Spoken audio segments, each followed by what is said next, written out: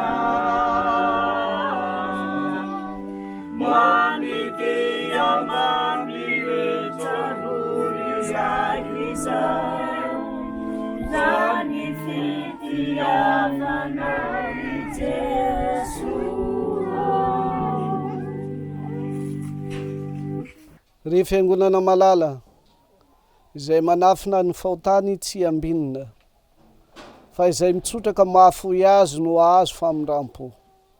Koa raha miaiky ny faotantsika isika, Andriamanitra dia matoky sy marina ka mamela ny fahotantsika sy manadio antsika ho afaka amin'ny tsy fahamarinana rehetra izy.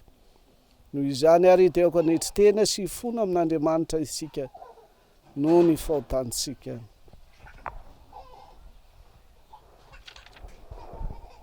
Ry Andriamanitra tsy toa mpamorona sy mpanavitra anay eo, masina anao ka mankala ny ratsy rehetra.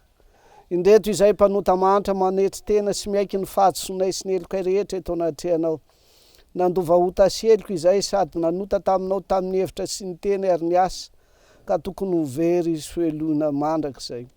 Nefa noho ny fahasoavanao sy ny famindramponao lehibe sy mahagaga, dia mifono aminao amin'ny anaran'i Jesosy Kristy izay. Ry Andriamanitra ray be famindrampo, izay nanolotra ny zanak'ilay toy ny fahafisoanay, mamindrafonay, ary no lelarany dia mamela fahotana rehetra, ary ampitomoro lelarany fananao masina, ny fahalalany mananao sy ny sitrapinao, ary fanaramanarana tenao, mba ho tonga amin'ny fahasambarana mandrakizay zahay, noho ny fahasoavanao, amin'ny alalan'i Jesosy Kristy tomponay. Amen.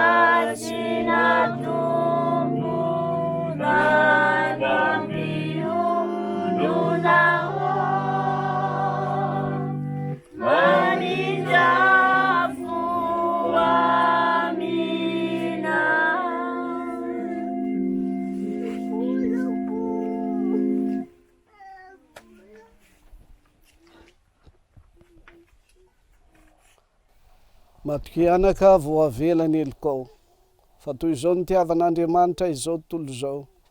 Nomeny ny zanan'ilay tokana mba tsy ho very izay rehetra mino azy, fa hanana fiainana mandrakizay. Minoan Jesosy Tompo, dia ho vonjena ianao sy ny ankonanao.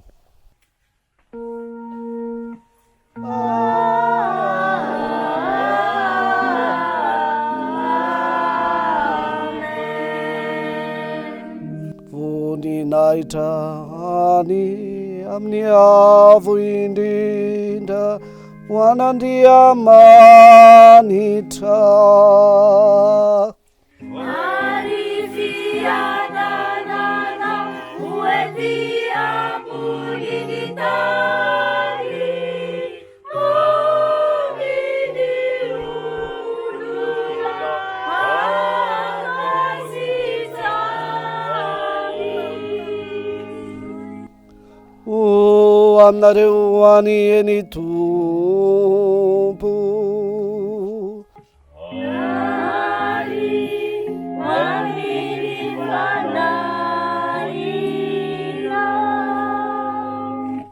aoka hivavaka isika rehetra.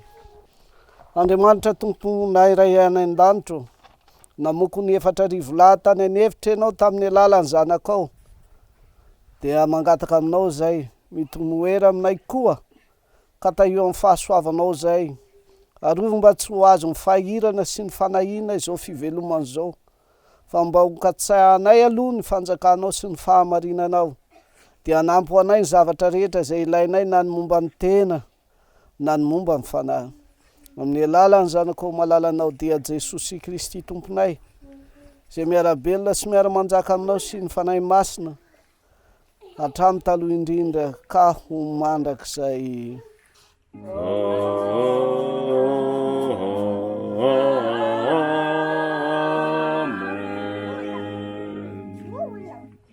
Akorentsika riavana ny tenin'Andriamanitra zay vo lahatra amin'izao Alahady fa 7 manaraka ny trinite izao. Voalohany dia zay ho hitantsika amin'ny bokin'i Jeremia mpaminany toko fahiraika amin'ny telopolo, ny andininy fahatelo amby roapolo ka hatramin'ny fahadimy amby roapolo.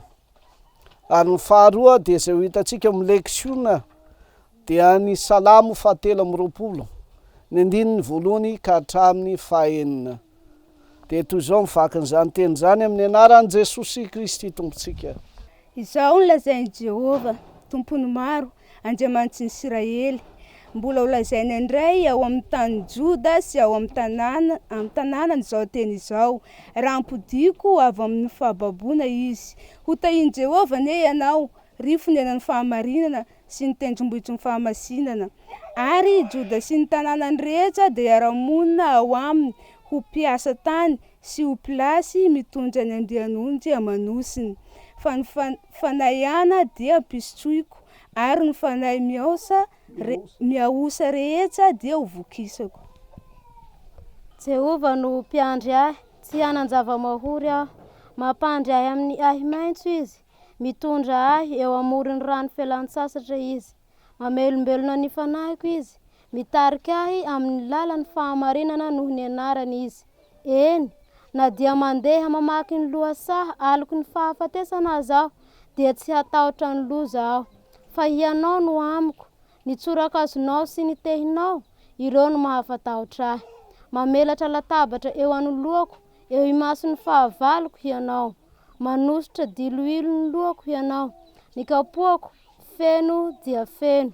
Eny tokoa, fahasoavana sy famindram-po no hanaraka ahy amin'ny andro rehetra hiainako, dia hitoetra ao an-tranon'i Jehova andro lava aho. Amen.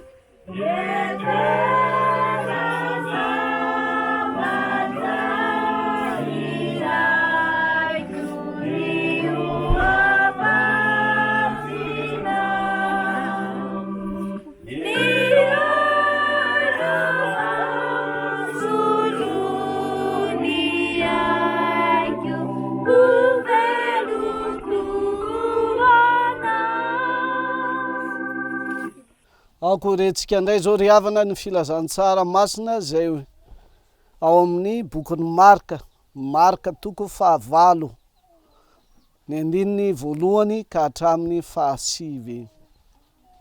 Toy izao mivaky ny teny eo amin'ny anaran'i Jesosy Kristy tompontsika. Tamin'izany andro zany no nibetsaka indray ny vahoaka teo sady tsy nanan-koanina izy, dia natsoiny Jesosy anatiny azy ny mpianany ka nilazany hoe: manonena ahy ireto vahoaka, fahatelony zay ny toerana taty amiko, sady tsy manan-koanina izy. Koa raha ampidiko any an-tranony mbola tsy nihinana izy, dia ho reraka iny an-dalana, sady avy lavitra ny sasany. Fa ny mpianany namaly azy hoe: aiza no azona mofo aty anefitra avoky ireto olony reto? Ary izy nanontany azy hoe: misy mofiry any aminareo? ary io ireo 7 dia nasainy mipetraka tamin'ny tany ny vahoaka ary dia nandray ny mofo 7 izy ka rehefa nisaotra dia novakiny ka natolony ny mpianany mba harosony dia narosony tena ny lohan'ny vahoaka izany. Anisy hazan-drano madinika vitsy tao aminy ka rehefa nanaovan'i Jesosy fisaorany ireo dia nasainy naroso tena ny lohany koa ary ninana ny olona ka dia avoky ary nangony ny sombontsombo ny sisa tsy lany ka nisy 7 sobiky ary tokony ho 4,000 ireo dia nampodiny izy.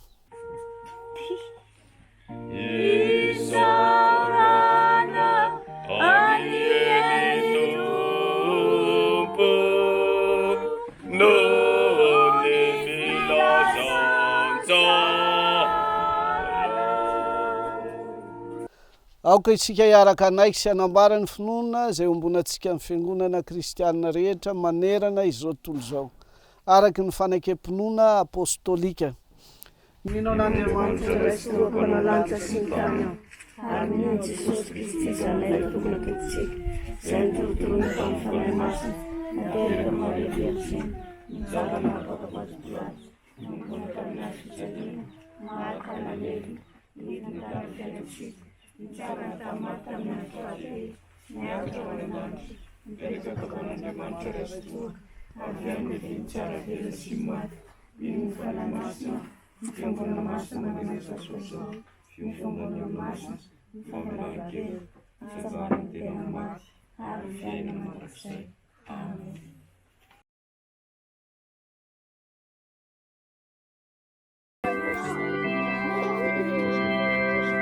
Jesosy lupiao di tsara matitia Erani mafira ya sika uluni Vaitinuale Miangi wakatia Sate uluni Kapana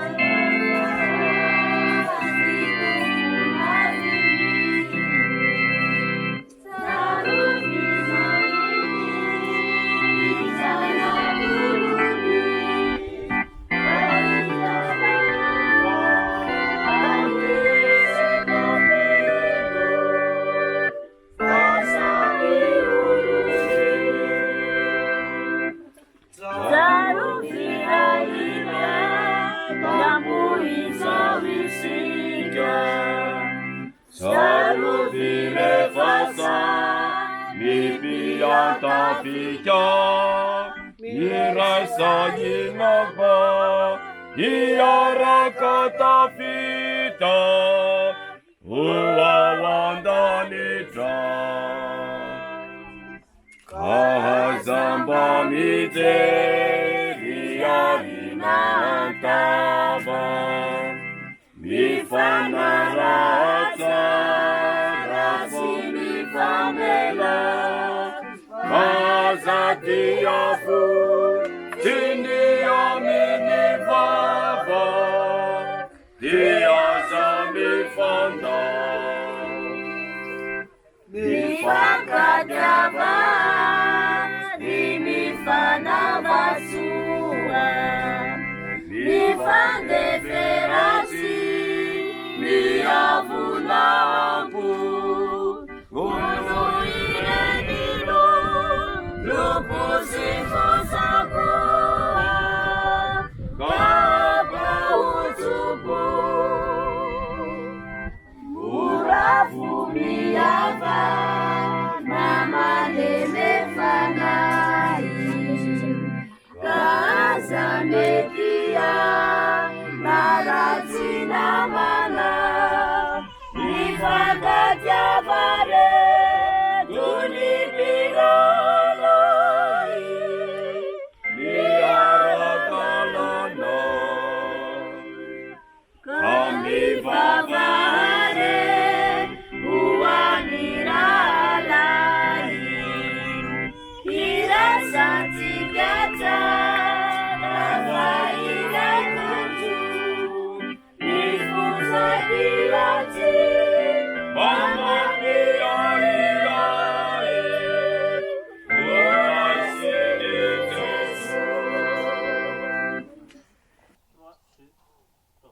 aoka vavaka isika riavana sotranao zay Andriamanitra ray eo fa ianao no mahatateraka izao fotoam-pivavahana zao fantatray zany ary mahatsiaro fa miasa tokoa anao amonjy ny olona rehetra amin'ny alalan'ny fitoriana filazantsara de taio ny teninao zay omena ho famonjenanay mba ho azonay ka ampiarinay amin'ny fiainanay fa raha tsy mampiatra zany zay de maty antoka tsy miaina am'izany mampianatra ao izany Jesosy io indrindra mahazanako anay Andriamanitra ary matepolinao tepolinao anay rehefa namasino de taio ny teny ary aza miala aminay ianao amin'ny anaranao Jesosy nongatana izany amen. Tenin'Andriamanitra zay omeny atsika riavana dia zay ho hitantsika ao amin'ny filazantsara araka ny Lioka toko 4:10 ny andininy 4:12 ka hatramin'ny 5:10 toy zao mivaky ny teny eo amin'ny anaran'i Jesosy Kristy tompontsika.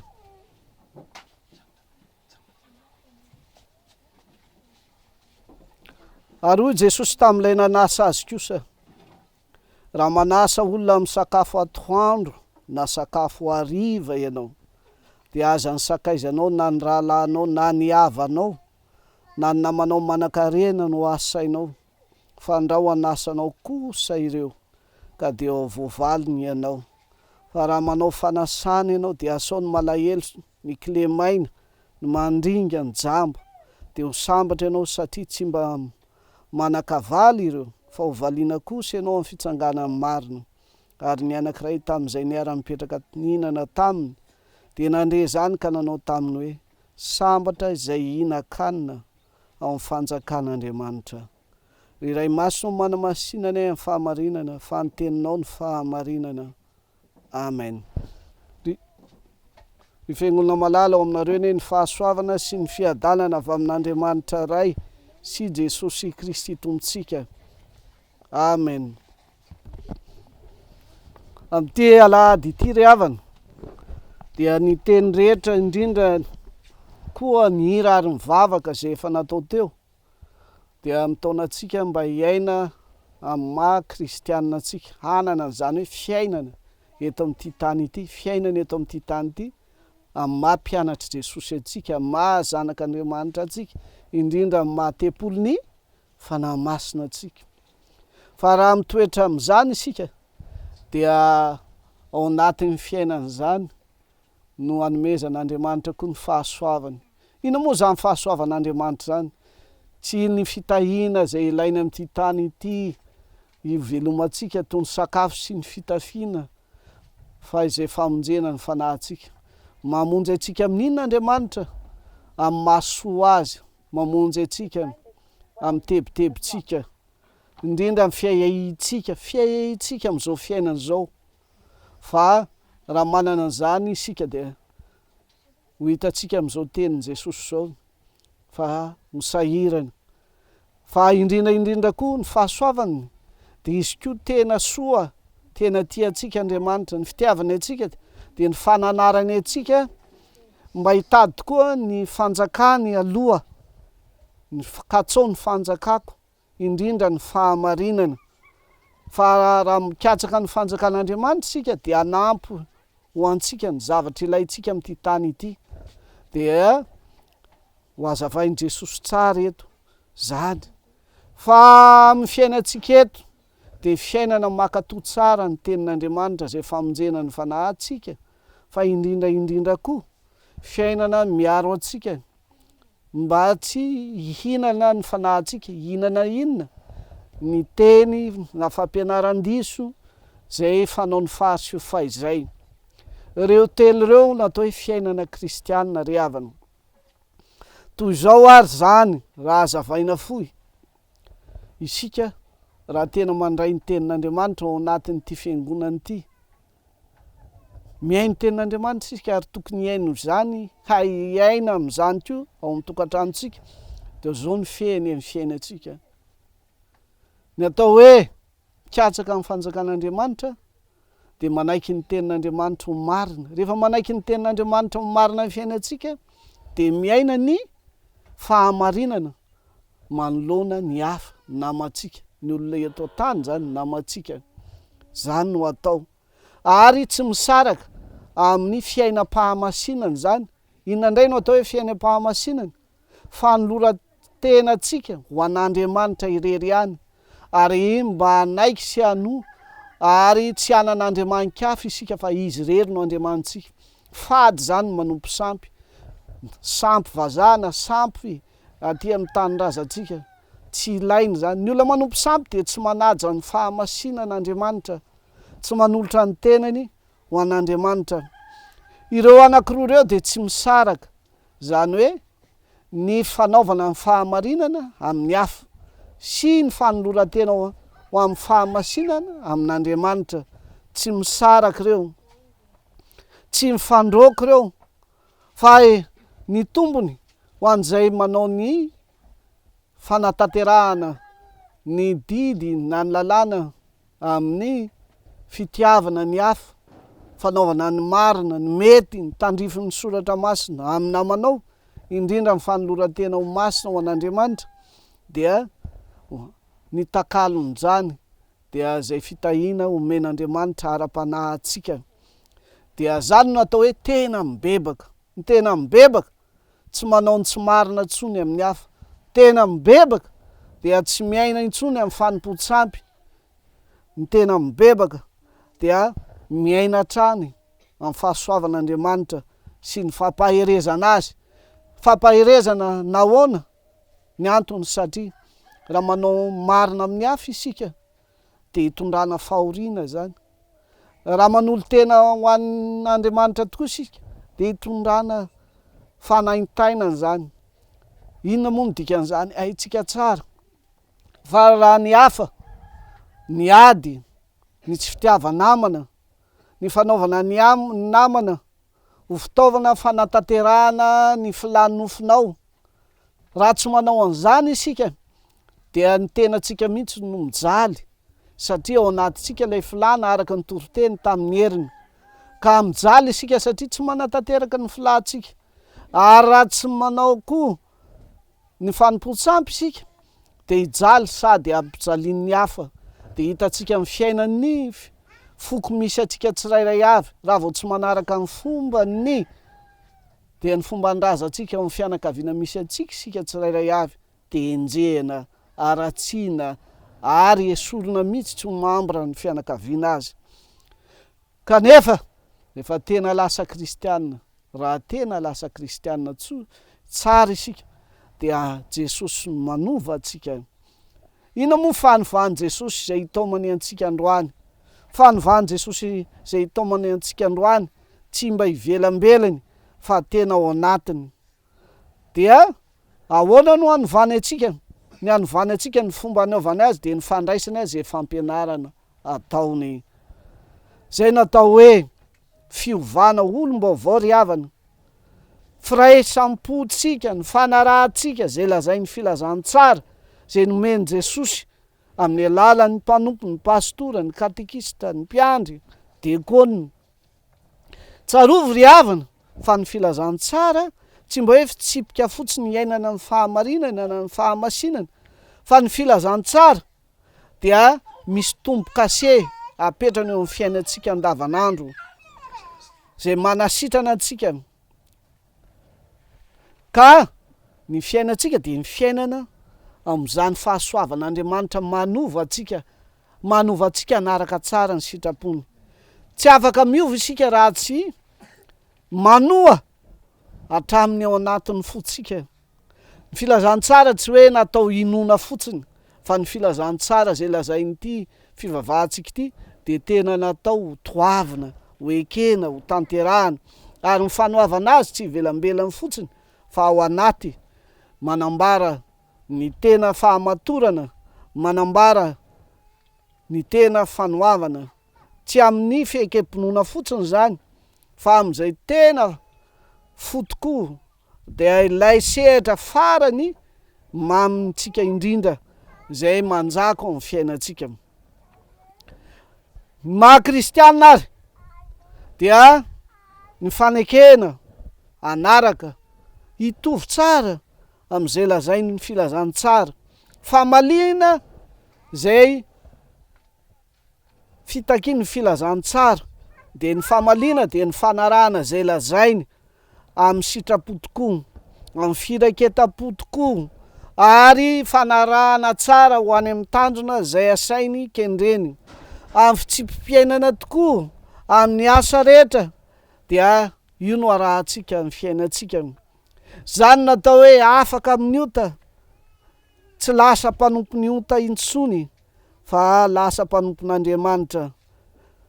Ny fiovam-po ny dingana voalohany de ny fanafahana atsika amin'ny fanomponany ota, fialantsika amin'ny zogany ota, dia ny fialantsika tsy hanan-draharaha intsony amin'izany ota zany, fa ny dingana faharoa kosa dia ny fanoloran-tenantsika ho an'Andriamanitra. Io le atao hoe fiainam-pamasinana ho an'Andriamanitra, ka raisitsika ekentsika ho tompontsika izy, ary ho amin'ny fahamarinana, zany hoe ny fanaovana marina eto amin'ny fiarahamonina misy atsika. Zany ny takian'Andriamanitra amintsika.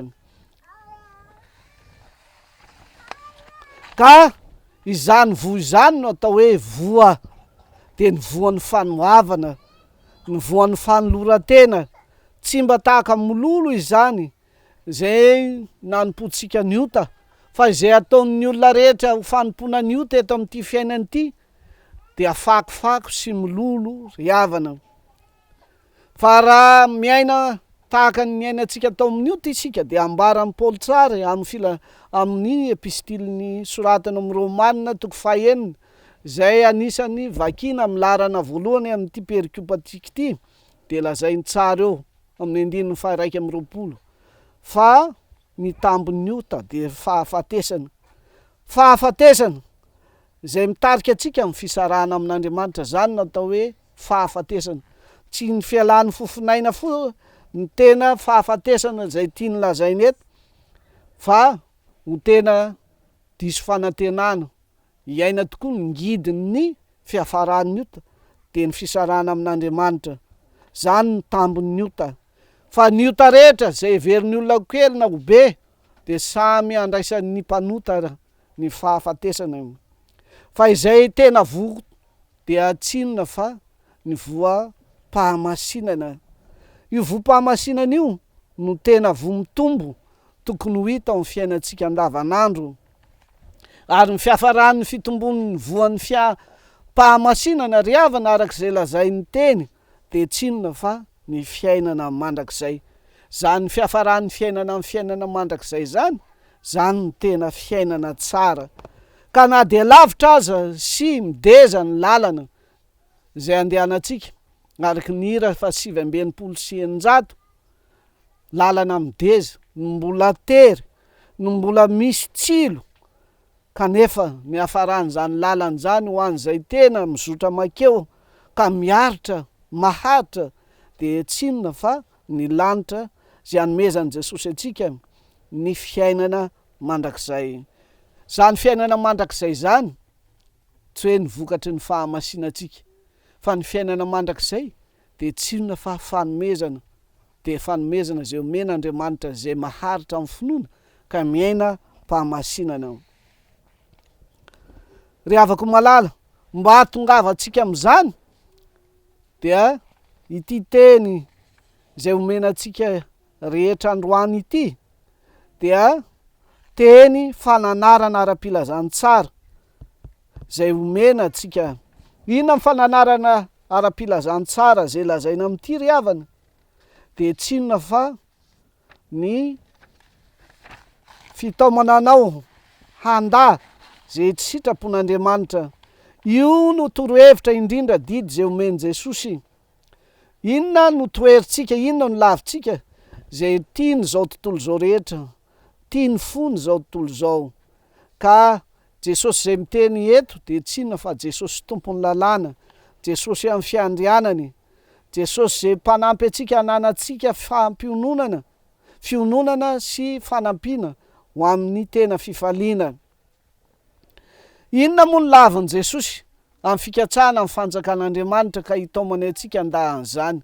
Ny lavin' Jesosy de tsotra zay lazainy ao amin'ny Matthieu 9:7-10 de ny fiheverana zay tsy mionona amin'ny zavatra fa be fanahina noho ny tsy finoana ny olona manahy am'ty fiainany eto amin'ity tany ity de zay be fanahina noho ny tsy finoana ry havana ka dia io ny hitaoman' Jesosy anao androany. De Jesosy de manome atsika isan'andro zay ilaitsika tsarovo zany, omeny atsika tokoa zany, fa zay mampanahy atsika foana de ny sakafo, ny fitafiana. Dia zao no lazain' Jesosy, omeko anao zany, fa izaho zay manome anao izany dia Andriamanitra tokoa, ka aza matahotra, fa mitahotra de avy amin'ny tsy finoana ny fampanantenana zay omeko anao. Dia zay tokony ananana kosa de ny fahendrena de ny fitokiana amin'ny fahatsaran'Andriamanitra, fa iza moa ianao no anahy, fa na de manazy ianao dia tsy afaka ny anana antoka, de ny anana antoka am'izay tena heverinao fa tsy maintsy ho azonao. Fa matokia fa izaho no tompony fiainanao, ho Jesosy ny tohiny amin'ny tohin'ny fiainatsika, na ho lavo zany na fohy, de tsarovo fa eo am-pelatanan'Andriamanitra ny aitsika, ny tohiny zany. Fa ao am'izany fotoana lava na ho fohy zany ko de aoka ho atolotra ao an'Andriamanitra ny zavatra rehetra, ka tsy anana iay na fiaiahina fa atoko tokoa amin'ny fanomanan'Andriamanitra atsika. Aza miano amin'ny ampitso, fa ny ampitso de an'Andriamanitra zany.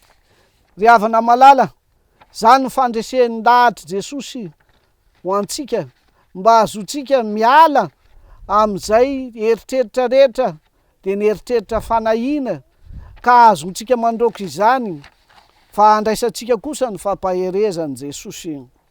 Ka tsao aloha ny fanjakan'Andriamanitra, ny fikatsahana amin'ny fanjakan'Andriamanitra, io no tokony raisitsika satria io no lehibe, io no tsara, de ny fiainatsika de ny fiainanara-panahintsika zay mikatsaka ny tena fahasambarana avy amin'Andriamanitra. Zany no ilaina ho ny tenin'i Jesosy eo amin'ny Luka 10:12-20. Io no tokony ampiasantsika ny eritrerititsika, io no tsy tokony ataotsika ho tsinotsinona ka anaovantsika ny fiaiahina zay eto an-tany ho ambony, fa raha manao tokoa zay ahafaly an'Andriamanitra, ary ny mahafaly an'Andriamanitra de ny fikatsahana amin'ny fanjakana, de amin'ny fiasantsika amin'ny fanatonana an' Jesosy zay mamonjy atsika, de ho hitatsika fa ho akasitrahan'Andriamanitra zany ataotsika zany, ary Andriamanitra zay mahita antsika sy makasitraka antsika de anome atsika ny tena zava-dehibe dia ny fahasambarana. Noho izany ry havana, ny tena devoarantsika na izay asa tokony ataotsika de mikatsaka ity fanjakan'Andriamanitra ity, mitady zany, maniry zany, ary manao zay azony zany, ary mahatratra zay kendreny hatramin'ny farany, mba tsy ho disodiso isika na ho resy am'izay ady sarotra am'izany fikatsahantsika zany. Inona no katsahana? Fanjakan'Andriamanitra sy ny fahamarinany, ka ho everitsika ny asarobidin'ny lanitra ho fiafarahantsika, ary ny lalana makany amin'ny lanitra de ny fahamasinany. Ao am'izany ihany no ahitantsika fiononana, ao amin'ny fanjakam-pahasoavany, ao ny misy ny voninahiny, io ny tokony tadiavintsika ka anapahantsika hevitra ho tadiavintsika, fa zany no tadiavin'Andriamanitra. Fa zany ny tena fivavahana kristianina, araky ny teny tamin'ny voalohany teo, faharoa amin'ity rehefa mikatsaka amin'ny fanjakan'Andriamanitra sika dia ireo fanahitsika ireo dia ataotsika eo ambaniny fiainana ho avy. Io no torohevitra zay omeny Jesosy antsika, ataovy ambany kokoa ity zavatra ilaitsika amin'ny fiainantsika eto tany amin'ny andavanandro ity. Ry havana malala, zany no tadiavin'i Jesosy voalohany amintsika androany. Fa ny faharoa kosa dia ny fahadisokevitra zay ananan'ny fariseho koa hialantsika zany momba ny fiainana amin'izany fanjakam-pahasoavana zany, mihevitra fa ao anatin'izany fanjakan'Andriamanitra zany, kanefa Jesosy mitsara ka mahita fa tena misaraka tokoa amin'Andriamanitra. Ny fariseho ry havana, dikany hoe fariseho de fisarahana, ary zay ireharehany reo de ny fisarahana amin'ny fahajentilisana. Fa rehefa misaraka amin'ny fahajentilisana ny olona dia zay ataon'ny fariseho de mihevitra tokoa izy fa miraiki-po amin'Andriamanitra araky ny fotokeviny, kanefa tsy zany akory ny tena fiainany izay mihevitra tokoa tena masina. Fa ny marina dia mpiatsara velatsy izy, fa amin'izany fiatsaram-belatsiany zany dia zay hita ao amin'ny fiainany de manda tokoa na miala tokoa amin'ny fivavahana mifototra ao amin'ny fo, fa izay fivavahana ataony kosa de fivavahana mifototra amin'ny zavatra ivelambelany. Ka izay tiany ety ivelany dia ny filana, ny fitadiavana, ny fikatsahana, ny fideran'ny olona azy ireo. Ka tian'ireo fariseho no ajain'ny olona no ny amin'izay ataony amin'izany fivavahana ivelambelany zany. Fa ny tian'ireo koa dia ny anamarinan'Andriamanitra azy amin'izany fiheverany zany. Verimberina amin'ny tenin'ny Matio manomboka amin'ny toko 9 ka hatramin'ny 7 zany, no amin'ny Lioka toko 1:10 ny 9:7 ka hatramin'ny 7:30. Fahamarinana ivelany ihany zany, fa tsy tena fahamarinana anatiny, ka fahamarinana ananany jamba mitarika ny jambo zany. Eritrereto tsara ny fanao ny fariseho hoe amin'ny filazan'ny fivavahany fariseho de mivavaka amin'ny andro sabotsy, voalaza amin'ny fanajana ny andro sabata de hoe tsy azo atao akory manao asa fa mitsahatra. De zao natao ny fariseho ny zoma mandro sakafo izy, satria sabotsy tsy azo andrahoty sakafo, de ny sakafo iny andrahony zoma ariva de finosiny ataony mafana tsara, de ny mafana tsara iny de ataony zay mba hampafanana iny amin'ny sabotsy. De zany no heverin'ny fitandremam-pivavahana, tsy ry havana, tsy zany ny fivavahana fombafomba ivelany ihany zany, fa ny tena fivavahana de ny fanatonana an' Jesosy manazava ny tena hevitry ny sabata sy izay asa ataony fampitsarana atsika. Tsarovy tsara fa ny fampitsarana nataon'i Jesosy ny aretina na ny fahagagana fanasitranany dia misy fito amin'ny sabata, misy fito be zao: fahataterahany fanasitranana, fanomezana fiadanana ho antsika olona, izany ataon'i Jesosy zany, ka dia ahitsin'i Jesosy zany. Ny farany amin'ity de zay lazain'ny Toriteny eto de amin'ny Lioka toko 4:12 ny 12. Ahoana moa ry havana zany atao hoe manao ny fahamarinana amin'ny hafa na de amin'ny fanasana azy? De zay lazainy eto de zao natao hoe tena fahamarinana. Raha manasa olona ianao Jesosy de aza miantso ny namanao, na ny rahalahinao, na ny ray aman-dreninao, na ny mpiara-monina aminao zay manan-karena, mba hamaly anao zany. Fa zay tokony atao dia asaony mahantra, asaony kilemaina, asaony jamba. Fa raha manao izany ianao, ireo olon'ireo de tsy mba vita hamaly anao. Izany natao hoe fanaovana ny marina eo anatrehan'Andriamanitra. Andriamanitra marina ry havana de zao no ataony fahamarinan'Andriamanitra, tian'ny mpanota, mandray ny mpanota hibebaka. Fa ny fahamarinantsika kosa zay heverintsika fahamarinana, ny havana sy ny manan-karena sy ny salama tsara sy ny manan-daza, sy tsy izany ny fahamarinana. Noho izany de manitsy Jesosy eto. Inona ny fanotsian'i Jesosy eto ry havana? dia tsy hoe ratsy akory manasa havana fa Jesosy de nasainy havany. Tsaronareo tsara ny fanasany lay natao mary azy, zay ny tao mamany azy miaraka amin'ny mpianany tao anatiny ty fanasany ty. Fa izay tiany Jesosy lazainy eto dia am'ireny fanasany reny de misy natao hoe fitiavan-tenany mpanasa zay manimba azy, zay tsekeny Jesosy. Inona natao hoe fitiavan-tena amin'ny fanasana? Manasa olona mba ho asainy olona. Amin'ny Malagasy zany de mazava tsara zay le atao hoe inona? Atero-kalao. Zay ve? Na amin'ny fahafatesana na amin'ny fety amin'ny fifaliana ny atero-kalao, fitiavan-tena izany. Tsy mba izany fitiavan-tena zany no marina amin'Andriamanitra, fa ny fitiavana marina amin'Andriamanitra, ny fitiavana ny hafa manome amin'izay tsy manana, tsy mba manan-kavaly. Zany ny tena fiainam-baovao ao anatin'ity. Zay tiany Jesosy ho ataonao. Fanomezana tsy ilana valiny, fanomezana fanaovan-tsoa, zany manandaza amin'Andriamanitra sy mendrika ho deraina, fa tsy izay fanao ny olona tia tena. Ka raha mijoro amin'izany isika de zao ny taoman' Jesosy atsika, andray valiny amin'Andriamanitra. Mandray valiny amin'Andriamanitra ianao rehefa miala amin'ny fahotana. Ina amin'ny fahotana? Fitiavan-tena. Ka mba hahatongavanao hiala amin'izany dia izay no takiany Jesosy eto. Mahaiza manaraka tsara zay lazainy tenin'Andriamanitra amintsika androany. Tsy mba mila tombony amin'ny fifamalina, amin'ny fanasana, fa izay tombony ho atsika rehefa manasa ny tsy manan-katao isika de tombony any an-danitra, fa tsy izay eto an-tany mandalo ihany. Hoy ny tenin'olona anankiray, tsy misy mahazo valim-pity indroa. Averiko tsara, tsy misy mahazo valim-pity indroa.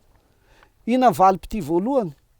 Io ny tiany olona, valim-pity ety tany amin'le atero-kalao.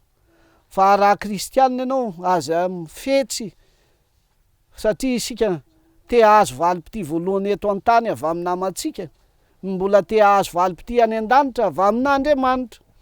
De hoy ny teny eto, aoka ianao hifidy zay any an-danitra, fa aza mifidy izay valim-pity ho azo eto an-tany. Fa raha izany no ataonao de ho velona ianao.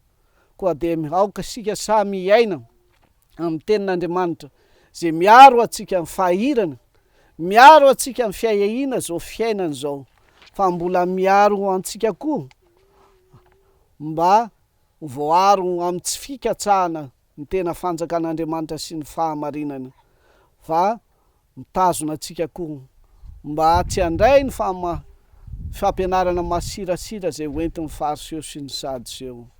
Amen.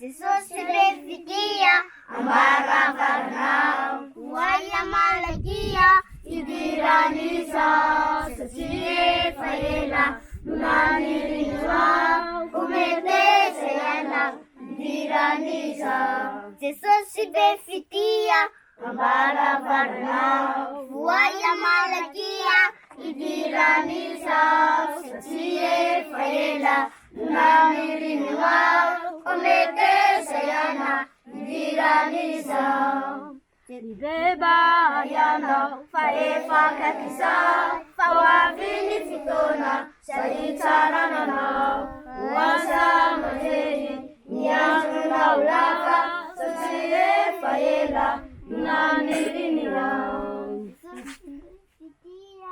ambaravarana voay malakia idirany izaho satria efa ela nanirinoa kometeza ihana idirany izaho ambaravarana voay malakia idirany izaho satria efa ela nanirinoa kometeza ihana idirany izaho unduna Jesu ambaravarana voay nyfona idirany izaho satria efa ela nanirinoa kometeza ihana idirany izaho. Le texte d'aujourd'hui,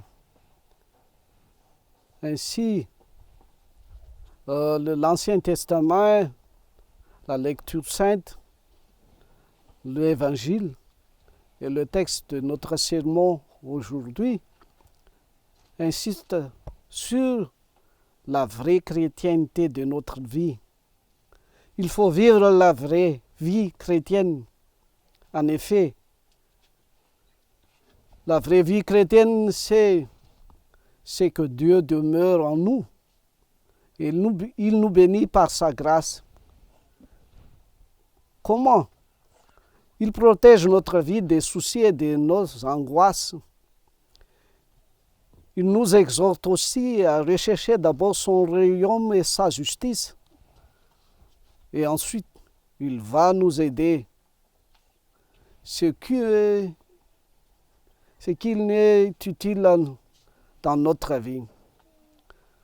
C'est pourquoi que nous soyons également protégés des pensées et des pratiques des pharisiens. Remarquez d'abord la justice envers les hommes et la sainteté envers Dieu doivent être allées de pair. La piété et l'honnêteté sont ce que Dieu a uni et qu'aucun homme ne pense pas à les séparer. À ne pas faire expier l'un pour le besoin de l'autre. Là, le Seigneur commandera sans aucun doute la bénédiction. Elle s'applique aux bénédictions spirituelles que Dieu réserve à tous les vrais pénitents. Êtes-vous un vrai pénitent? À tous aussi ceux qui sont justes et saints. Ils seront abondamment satisfaits de grâce et de confort divin. Comment ce changement béni a été fait et en quoi il consisterait? Comment dit le verset 17 du Romains chapitre 6?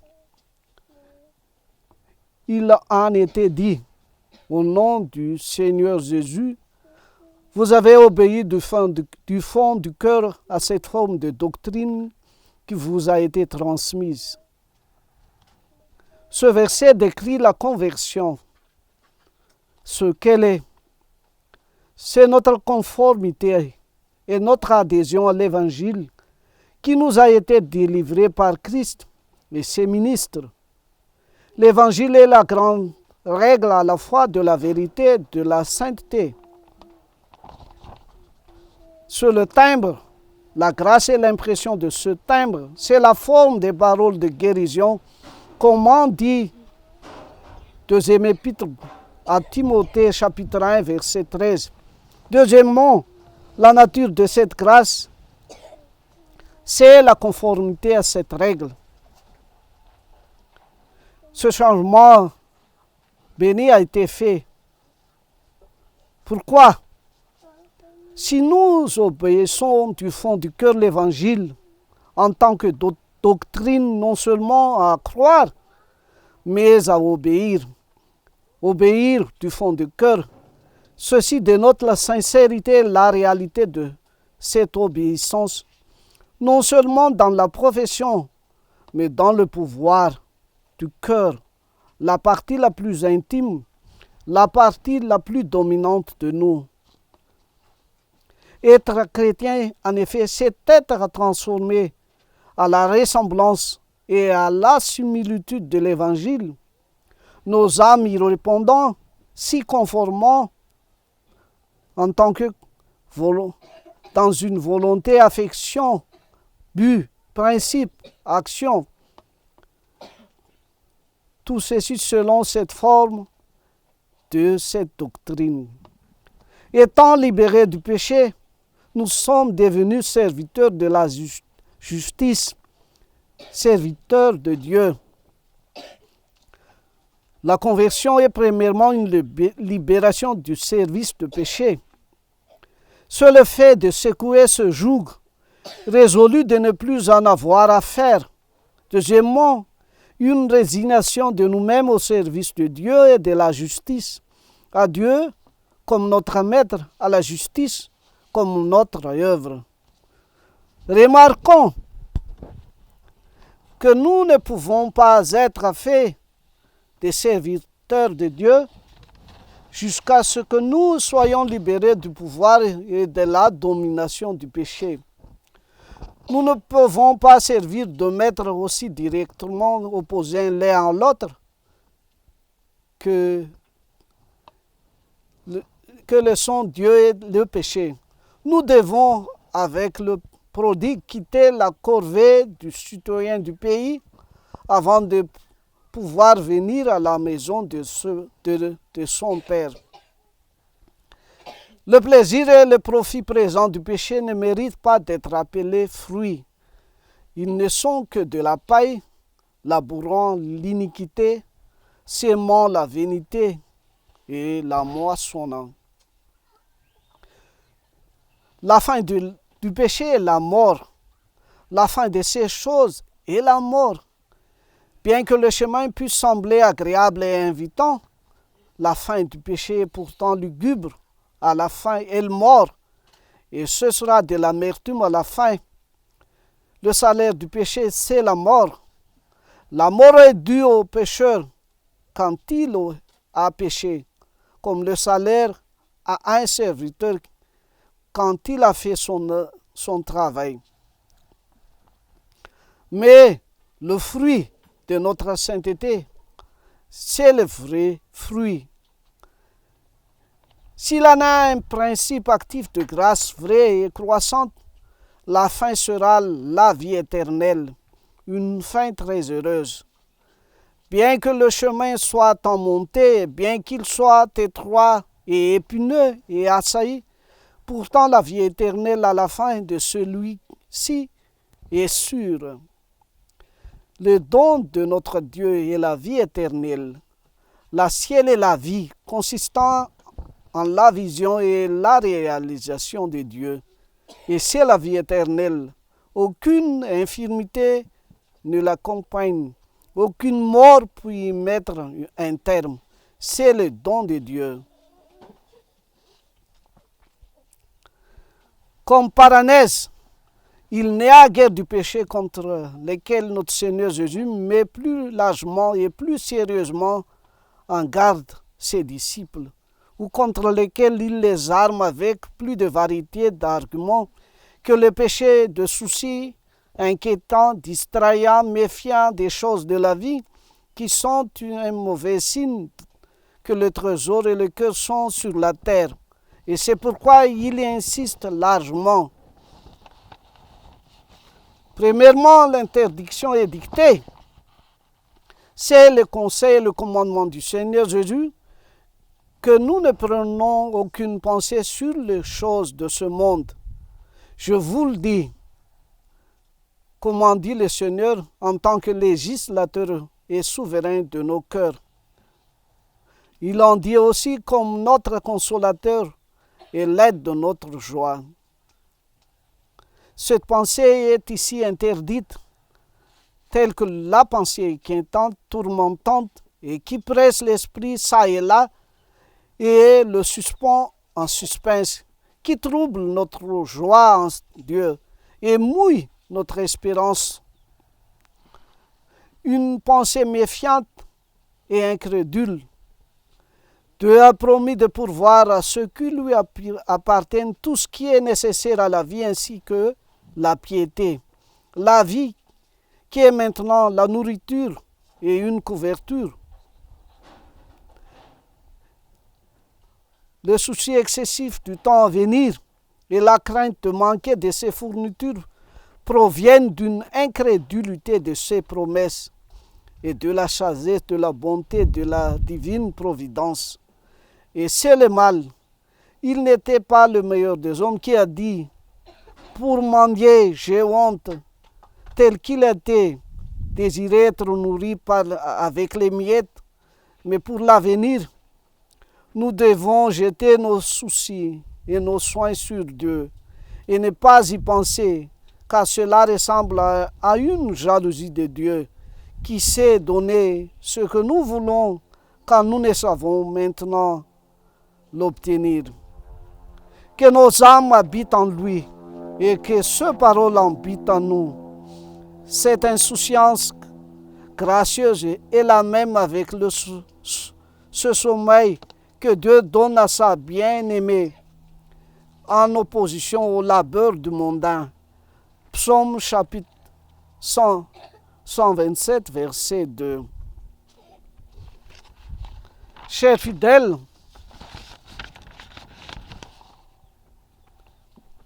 il faut chercher premièrement alors le royaume de notre Dieu et sa justice, et toutes choses nous seront données par-dessus. Nous avons des choses plus grandes et meilleures à prendre en compte. La vie de notre âme et le bonheur éternel. C'est la seule chose nécessaire sur laquelle nous devrions employer nos pensées et qui est également négligée dans nos cœurs où les soucis mondains ont l'ascendant. Si nous faisons plus attention à plaire à notre Dieu et à travailler à notre propre salut, nous serions moins soucieux de nous plaire à nous-mêmes et de nous constituer une fortune dans le monde. Nous disposons d'un moyen plus sûr et plus facile, plus sûr et plus rapide d'obtenir les choses nécessaires à cette vie. Quand nous soucions et en nous inquiétant à leur sujet, c'est-à-dire en cherchant d'abord le royaume de Dieu et en faisant de la religion notre affaire. Ne disons pas que c'est le moyen de mourir de faim. Non, c'est le moyen d'être bien pourvu, même en ce monde. Observez ici le grand devoir requis. C'est la somme et la substance de tout notre devoir. Il faut chercher d'abord le royaume de Dieu. Considérer la religion comme notre grande et principale préoccupation. Notre devoir est de le chercher, désirer, poursuivre et viser ces choses. C'est un mot qui contient beaucoup de la constitution de la nouvelle alliance en notre faveur. Il faut aussi exclure dans nos pensées les doctrines des pharisiens.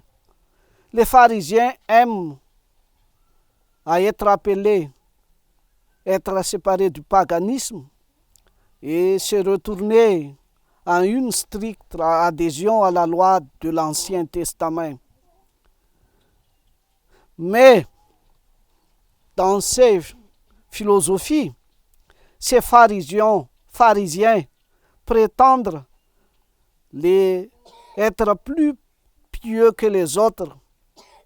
Mais en vérité, ces pharisiens sont des hypocrites et qui n'ont même pas respecté leur propre enseignement strict concernant la loi. Ils ont abandonné la vraie religion du cœur pour une religion externe. Ce qu'ils espéraient susciter l'admiration et le respect du peuple, ainsi que l'approbation de Dieu. C'est une religion superficielle. Jésus veut que nous ne soyons pas comme ces pharisiens. Et finalement, dans notre texte de sermon, Jésus ici nous corrige d'une faute courante. Notre faute courante, premièrement, c'est d'inviter au souper ou à un dîner seulement nos amis, nos frères, nos parents, nos riches voisins, de peur que ces invités ne nous en prient pas de nouveau et qu'une récompense nous soit faite. Jésus nous corrige et condamne d'emblée tous les rassemblements familiaux dans ce pensée. Par contre, une invitation à une noble habitude a été prescrite par Jésus dans ce texte. C'est un acte de bonté désintéressée qui porte une bénédiction avec lui. C'est une chose intrinsèquement excellente.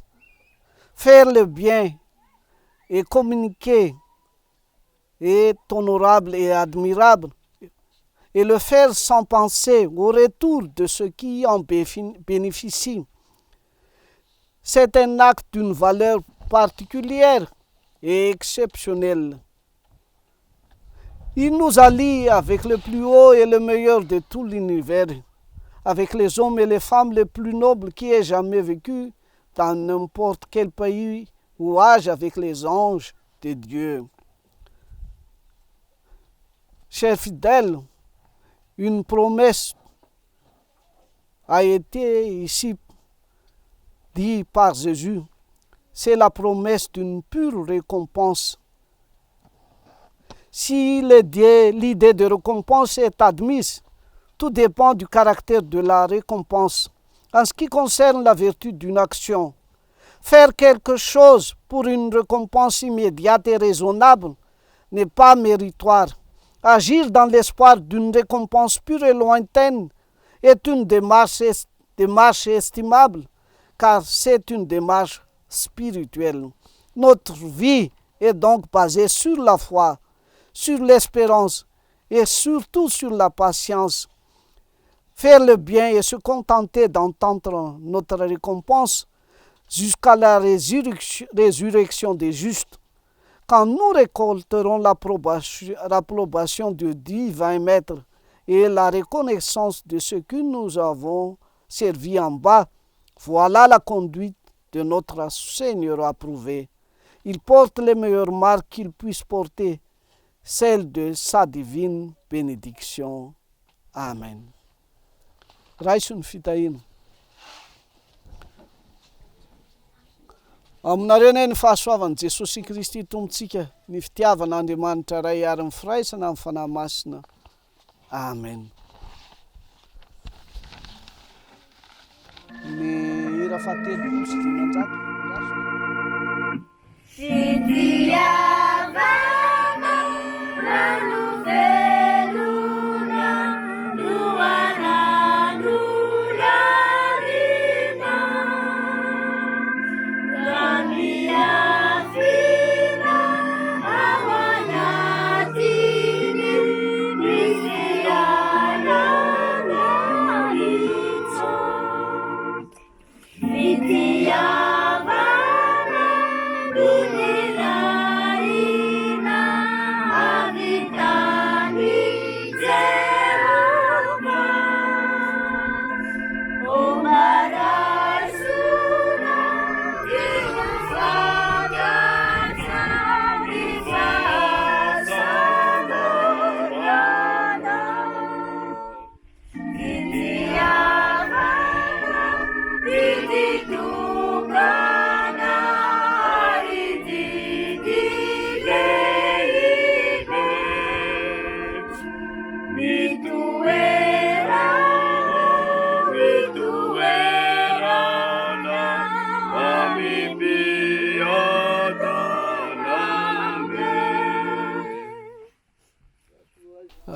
ry mpiaino malala misaotra anareo no nanaraka ny fotoam-pivavahana tsotsotra zay natao teto amin'ity fiangonana ambalamahogo atao amin'ny fitandremana pitolova zay atao anatiny filevana Amborovy dia manolotra anareo ampitiavana mpanajana ny ray aman-dreny katekista Andriamamonjimisainasoa Christian Joseph sy Rovamasy Eveline moa izay miarahaba anareo sy misaotra anareo misaotra amin'ny Pastora mpitondra fitandremana any amin'ny fandarana zay atao androany dia katekista misy kristianina firy moa fiangonana tarihanao? Misy kristianina eo mpandray 80 eo dia ny sekoly Alahady eo amin'ny 70. Ny sampana rehetra misy jiaby? Sampana rehetra velona aloha eto fa ny skoty sy ny fanilo no mbola tsy mitsangana. Manao ahoana ny fampianarana sekoly Alahady Ramoto? Ny fampianarana sekoly Alahady dia mandeha ihany amin'izao. Misy mpampianatra firy? Mpampianatra anankiroa. Misy sekoly Alahady firy? Eo amin'ny 70 ny sekoly Alahady. Manao ahoana katekista ny fietrehana amin'ny asa fanondrenana satria manana zay maizy hafa kely an'ity fiangonana ity ny fiangonana zay manao ezaka ndrindrina mba vita parpaing dia misy apahany biriky tany masaka. Ianao no mba manazava ahoana ny nahavitanareo an'io sy izay ho tohany ary ny tafo tsy mba satrana fa mba bozaka. Izy moa ezaka ny fiangonana maleo tena tsy nisy fanampiana avy amin'izaniza mihitsy fa tena fiangonana nanao zay nanondrenana azy ary ny fanondrenana dia niaina tamin'ny zava-misy fotaka izy io teo aloha ritso-potaka zany ny trano natao teo rehefa ela moa ny ela avy amin'ny tafo-bozaka io dia tratry ny orana dia boboka le fotaka dia izy mihintsana io dia efa nieritreritra hanangana fiangonana vaovao mihitsy zay eo andrefana eo malalaka be io nohon' izay fandrafaravany fiangonana zay zany dia aleo aloha harenina ny efa misy dia voatery lasa tamin'ny fanarenana ny teo aloha zany ny vola kely zay nangonina tamin'ny alalan'ny rakitra sy ny ezaka madinika natao fiangonana dia io aloha no vita hatreo eo ampamitana ny aloha sy ny sakristy zahay amin'io aloha zay vao mieritreritra mitady fanampinana amin'ny fananganana ny tena fiangonana zay hitatsika io ny habeny mirefy 10 metatra sy 20 metatra ny alavany dia eo ampiazana moa fiangonana atao kory fa tsisy mpanampy hatreto zahay fa dia ezaka ny fiangonana maleo tena no manatanteraka zany amin'ny alalan'ny rakitra fanondrenana hatrany. Ny rakitra moa tsara dia misy firy fa ny fiangonana tsara vory fa zara raha misy rakitra 5,000 9,000 isana Alahady no mba angonina amin'izany tahaka zay ny fiezahana eto dia miandry ny fitahin'i Jesosy amin'ny fanatanterahana izany zahay. Anisan'ny fiangonana zay manana sapan-draharaha dia ny asa fampianarana. Oviana moa ny orenan'ity sekoly ity? Ny sekoly moa dia niorina tamin'ny 12 sy 2000 tany no nanondrenanay sekoly zay mbola niainga teo amin'ny tranon'ny président fiangonana dokotera Naivo Jaunina mivadina ny mianay trano tamin'izay teo no nanondrenana ny sekoly dia tamin'ny 14 sy 2000 izy vao nifindra satria tamin'izay vao vita ity trano zay naovana interview ity dia trano nanaovan'ny ray aman-dreny asa tana maro ny fananganana azy ritso-potaka ihany koa izy ity ka fa meravana ny rindrina satria fa ela fa misy 10 taona ny oreniny angamba latsaka kely dia ny tafo moa tsy dia ara-dalàna satria asa pokon'olona dia hita fa miaravaka dia izany dia tadiavana fanampiana avokoa zany rehetra zany satria tsy misy mpanampy zay eto fa dia miaina amin'ny herin'ny tenany ihany ny kristianina sy ny fiangonana eto Ambalamogo. Manatrika antsika eto ary ny mpampianatra iza ny anaranao azafady? FLM Celestine. Rasoambina tainjanary mbola tena. Misy mpianatra firy moa zany zao ato? 13 mpianatra anay amin'izao. Klasy firy? Manomboka maternelle jusqu'à T5. Vitsy zany dia manatrika antsika eto koa ny ray aman-dren'ny mpianatra dia isaoranareo amin'ny fanatrehana ohatrina moa zany ny sara-pampianarana na écolazy zay fain'ny ray aman-dreny eto 5,000 isam-bolana. manaona ny fiahinany mahavita zay tokony ho vita zay 5,000 zay ve ny ray aman-dreny sa tsy de mahavita loatra? Ny sasany mahavita dia ny sasany tsy mahavita mihitsy. Mbola mampianatra ve nareo rehefa tsy vita ny fivelomanareo ato ny mpampianatra anankiray?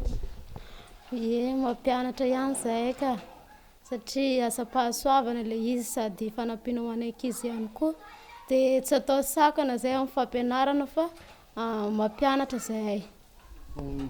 Nareo ve mahavita manatrika fampiofanana zay ataon'ny sekoly Loterana nasionaly ohatra hoe makany fandriana na ohatran'izany? Hatreto aloha mbola tsy nisy fampianarana avy any fa rehefa misy dia afaka manatrika zahay. Zany hoe mbola tsy nanatrika mihitsy hatreto? Efa nanatrika ka tamin'ny 2019 nanao formation tany afandriana tao anatin'ny 2 volana. Ary ianao? Efa nanatrika formation foana zahay tany amin'ny Tsima. Tany amin'ny Tsima tao Mahajanga? Eny toko mitodika aminareo ray aman-dreny mpianatra mba miteheny ny feonareo dia ato ramose ato mananjanaka ato ramose. Iza ny anaranao azafady? Fidelisy. Manahoana ny fahitanao fampianarana ato? Hitako tena mandeha mety amiko aloha fa le olana kely zany le fianarana amin'le trano zany dia mijaly zay le mpampianatra ato amin'le fianarana zany mba mangataka fanampiana zany mba afaka fiarah-miasa fa mbola tamin'ny andron'ny za mbola tsy nanambady tato nanao asa soan'ny trano fotaka aty dia kay moa zany hoe atony ny efa lahatry ny zanahary zany dia mba tato ihany ny zanako nanao anazy dia mba mangataka fanampiana aminareo zany. Andeha anontany renim-pianakaviana anankiray tsika hoe inona ny fivelomanareo amin'ny asa andavanandro entina miatrika ny fiainana tia fivelomanay aty miatrika ny fiainana andavanandro dia fambolena. Mambolina nareo? Mbolanana dia mamboly concombre. Ka rehefa tsy mamboly anana sy concombre dia tsy misy intsony fivelomanareo? Rehefa tsy mamboly anana sy concombre dia tsy misy asa. Mandritry ny taona nefa afaka mamboly anana? Rehefa maintany ohatran'izao dia mamboly anana dia efa sara mamboly vary. Misy tanimbary avao ka aty ka? Eo misy tanimbary foana aty ka. Eny atopoko izay ny lava zay ny fo dia misaotra indrindra nareo ray aman-dreny mpianatra ny mpampianatra dia mivavaka anareo zahay dia ny mpiainy koa moa hitondra mambavaka dia tahaka an'izany ray aman-dreny katekista mivady. Misaotra indrindra tompo. O aminareo any eny tompo